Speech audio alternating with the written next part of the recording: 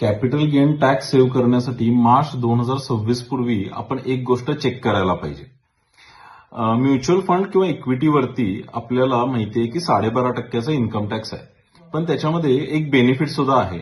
आपल्याला दर वर्षाला 1,25,000 रुपयाचं कॅपिटल गेनचं एक सेपरेट एक्झम्पशन मिळतं.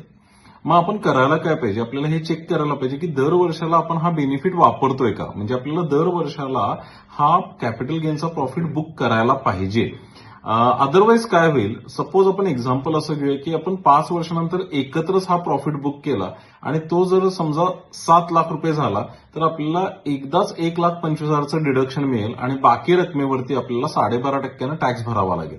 पण त्याच्याऐवजी जर आपण हे 1,25,000चं एक्झम्पशन दर वर्षाला वापरत गेलो, म्हणजे याच्यासाठी आपल्याला दर वर्षाला लॉंग टर्म कॅपिटल गेन 1,25,000 पर्यंत रिअलाइज करायला पाहिजे, बुक करायला पाहिजे.